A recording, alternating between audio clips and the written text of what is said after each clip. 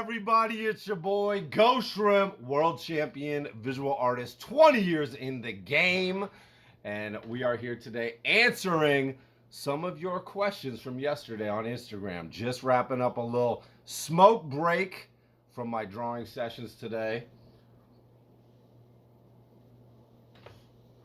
Hitting a little PAX, a little dry herb in the PAX, which is actually my preference. This is what I roll with on the daily. Got some nice extraterrestrial tea going too. Ultra terrestrial. If they look like us, they from here, y'all. Y'all know what I'm saying. All right, let's jump into some of these questions.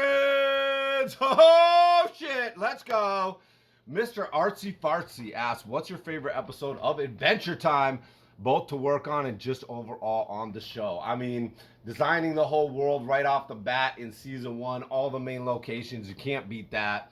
I always say City of Thieves was a fave just because of the designs of the place that were so fun to do and getting to do some voices on there. I actually wish I did more voices on Adventure Time. That would have been fun. After my initial run, coming back to freelance on the Marceline miniseries was dope. And then coming back to freelance on the finale was really meaningful as well. So really, really fun.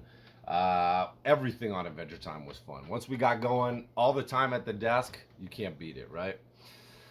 All right, what's your favorite video on the internet? Warlord, my Ghost Scout brethren. I don't know, something that we've put up for probably my favorite video on the internet is the promo for year 6 of Ghost Scouts, actually. There you go. When Kosu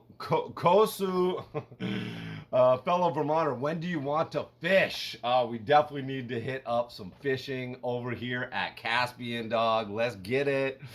Let's see. Jeffrey Hobbs 01. How did you get into art / doing it professionally? And what was it like finding / developing your art style? I love your stuff, man. You're a big inspiration, and I hope you're doing well. How did I get into art professionally? I mean, I just, always grew up drawing and never really stopped and took all the art classes in my high school, hated everything else about high school. And then somehow got accepted to Pratt. I applied to a gang of schools, decided to go to Pratt, went to Pratt, really wanted to be in New York City, in Brooklyn at the time, going to hip hop shows. It was just the whole vibe. And it turned out to be great. I connected with some great professors there and right out the gate started doing stuff for the New York Times.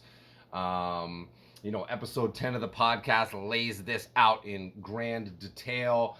Basically just never stopped, pursued it relentlessly, made it my plan A, B, C, D, E, F, G. There was no backup plan. It's the only thing I ever wanted to do. Once I realized that it was a job, it was the only thing that I ever had a chance of doing professionally, I think.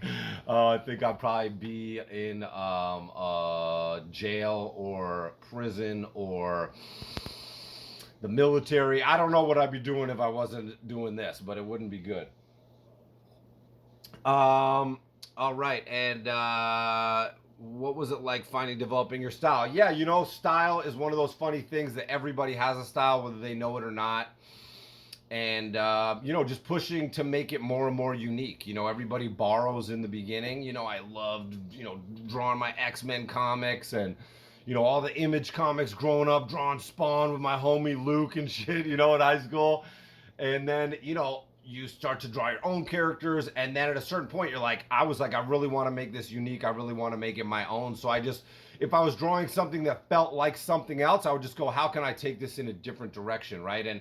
And there's an organic path to finding your style. It happens naturally, but you have to kind of not try. It's I always say it's like falling in love. You can't go I'm going to go fall in love right now.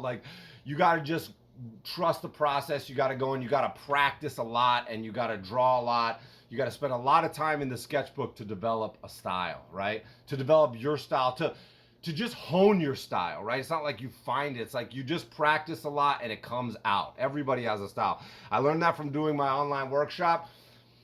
So many people are I need to find my style. And I'm I already see your style. You just need to hone it more. You just need to get better at technical execution. You need to get better at creative execution, at imaginative execution, B Blue Doodles asks, "What's your favorite bug?" Woo! What is my favorite bug? I love a good stink bug. I love bees. Honey bees are incredible. I love um, shit. Spiders are insane. We got some juicy ass spiders all around the house. Here's almost spitting. Spiders are totally insane. I love all insects. I'm obsessed with insects. I love getting outside, spending time in the woods, just looking at insect life. I think insects are aliens for sure. Do I have any hope of working as a successful animator or character designer without having gone to school? Asks Kraylai Bialo. Y'all got some crazy names for real. Yes, absolutely. I don't think you need to go to college. I think it used to be the further you go back in time, the more important it was. I think now it's a crapshoot, and I just actually heard a great podcast called The Daily. The New York Times puts it out, I think, and it was just about this, whether it's like worth it or not financially to go to college. I've always thought that you don't need to go to school. A lot of people don't go to school and still find success. A lot of the best artists that I know dropped out of school and still had success. I was really ready for school. I worked really hard at school. I was amazed at how at Pratt most people weren't taking it that seriously. It was like high school all over again, kinda. So that was pretty amazing to me. So, I think that it's hit or miss. I think if you connect with a few of the right teachers, that it can turn out to be worth it. If not, it's really a crapshoot. I think nowadays, with the way you can just take online workshops, online classes, like my online workshop, like so many other ones, master classes, there's all these group share, whatever fucking sites online and shit. That's the education of the future, not going into debt to learn from people you don't even know who you're signing up for their classes, right? Like, I didn't even know who my teachers would be or anything. You got to show up early and try to sign up, and classes are full. That's a stupid, outmoded way of doing things. So, absolutely, you got to pursue what you are most interested in, right? So, now go on YouTube, sign up for workshops, just consume classes and knowledge for the skills that you want to get better at, and just work, practice, right? That's how you do it. And then a great saying that I was reminded of recently, early to bed, early to rise, work like hell, and advertise. That's the most important part, right? Advertise is a huge part of it, and that's where most artists fall short. Very hard for artists to be like high energy, engaged, outgoing, business savvy. That's where a lot of the intangibles come in. You gotta learn the business and marketing end of it, especially if you're gonna be an independent, unique artist. You wanna be a technician, you wanna be work at the studios, be told what to do, go to school, try to get that job, cool. You try to have an independent, unique, legendary art career where you are the brand, you gotta be good at that. You gotta be good at the business, just as good, if not better, than you are at the art. J. Royale D. What is the reason outside of money that you choose to do these classes and build this community? Bonus question. What's the history and reason behind the location? There's a lot in that question. The history and reason behind the location. I'm in the VIP zone in this picture where I posted this video yesterday. That's like a part of our forest here where we have cookouts and a lot of social gatherings and shit. Lots of scout events there. Just had Ghost Fest, really centered around. It's like the kitchen of the woods out here where everybody just hangs out, and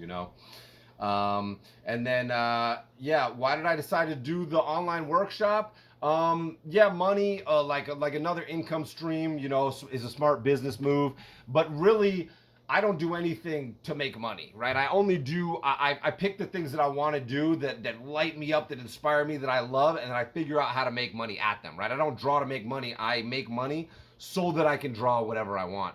I don't do the classes to make money. I make money doing these classes because it fires me up, it inspires me, it raises my artistic IQ to teach, to not even teach, to just share what my experience is with other artists from all around the world, and to just talk creativity with them. I get just as much out of every round of the workshop as the workshoppers do, because we're just in there talking about creativity, talking about being creators, talking about imagination, talking about magic, talking about art, talking about all this shit, the craziness of this existence, right? Being a creative animal in an infinite universe. You get smarter when you talk to art. You get a lot smarter. You raise your artistic IQ by talking to other great artists about art, and not even like great artists like accomplished, just like people who love to make art, right? It's like, you could get more talking to an amateur who is super fired up about art and exploring it and open minded about it than talking to some jaded ass old studio head that's like, oh no, I'm blah blah blah. You wouldn't believe how many professional artists don't give a fuck about art. They're really just technicians. They're not creative. They're not imaginative. They do what they're told. It's pretty wild. It's pretty wild. It's not for me. Let's see who said that. Oh yeah. Okay. Lamsog, did you ever smoke in the Cartoon Network studio? Oh, we used to go outside and smoke all the time. I mean, I smoked like every couple hours, so I was definitely smoking all the time. But I didn't even work in the studio that much. I worked at my apartment down the street in North Hollywood. Like I lived down the bike highway from Cartoon Network Studios. RIP Cartoon Network Studios. Because I'm just not an office guy, even when it's like full of dope artists and Penn and Pat and fucking, all the homies, Pete Brownguard, Tommy, Jesse, Akko, almost everybody there is cool and chill. But I'm just not a fucking Ken Osborne. Shout out Ken Osborne, hey bro. But I'm not an office guy, man. I don't know. I'm just not for me. I just like to wild out. I'm smoking all day, listening to loud music, drawing wild shit. That's just my thing. We smoke in the parking structure, I think, a lot, and in the alley. Mary Laugh 29. Who is your favorite mom? Hint: there is only one correct answer. Ba ba ba ba ba. Shout out to my mom, the one and only Mary Ann Laffler James. Love you, mom. Mosh Draws. I went to Linden State College in the NEK for illustration and animation. Would you ever consider being an adjunct professor?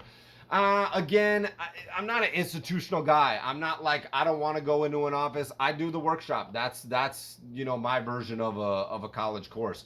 That's the Ghostshrimp Masterclass. I got the classic workshop, and we got the Magnum Dopus workshop, which is more like a thesis study project, big project.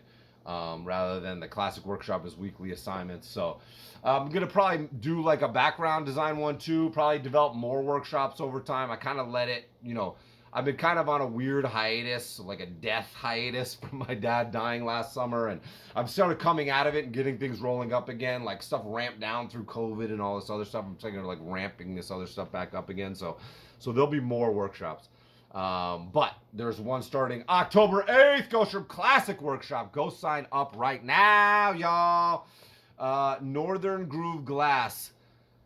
Selling shrimp far, far away from the ocean. For or against it? What? Eating seafood in landlocked places? I mean, seafood is always best by the ocean. Breast by the ocean, right? Best is breast is best. Yeah, you got to go to the ocean to eat some seafood. Can you eat it somewhere else? All right, but that's some weird land shrimp.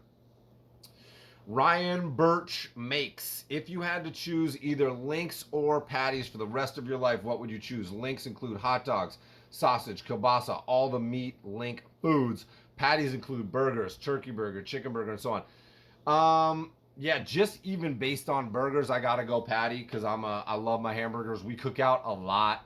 I love my kielbasa. I love my fucking dogs. I love my fucking sausages as well. But I gotta fuck with that burger, dude. That juicy burger, even though I know it's bad for the amount of beef that we consume. Nothing like a juicy burger. Nothing like a juicy steak. I love them fucking marinated steak tips, baby. Give me that beef stew all day. I'm a cowboy. You know what I'm saying? Fog Bank. What is your reference process when creating illustrations? Pretty much just imagination. Sometimes I'll look at pictures if I'm trying to get a certain vibe or certain specific information, but I like to go unique. I don't like to use too much reference because sometimes I'll look at someone else's work and I'll know what their reference was, and I think that's kind of whack. I just think it's more fun to try to explore and come up with like new ways and fun ways to draw shit and like exciting ways to draw shit and like I don't like when there's a right answer to something. I realize this about myself. Like I am not a right or wrong answer guy. I'm a creative answer guy, right? So I'm not good at house building. That's why how I learned the hard way. Like there's a right or wrong answer in building, right? You can do the creative builds like the VIP, like the pavilion in the VIP, like the cabins that we have and shit. I'm good at that kind of stuff. Doing this precise right or wrong answer or it's gonna fall over, not for me. I'm not a right or wrong answer guy. How do you manage to fit so many objects and so much detail in your work? Layering, right? I do passes. I go back and back and back and just layer it through, jump from one piece to another, add some details over here. That gives me ideas for what's coming back this way. That was Bumble Hermit. Grim Bard. Is the internet or AI good or bad for art? Does the digitization of content trivialize art by producing an endless stream of copies? I think I've gone turned around completely on this. When I was starting out of college, I was anti-technology. I was like, fuck cell phones, fuck computers, all this shit. Um, I have colored my stuff in Photoshop, like from pretty much the beginning of my career, because that just turned into the most practical way to do it. Once I actually started doing illustration work, I was trying to like do paintings for the New York Times. It just was like not working. So I was like, all right, digital coloring. But almost my whole career, I've drawn with a pencil, inked with a brush.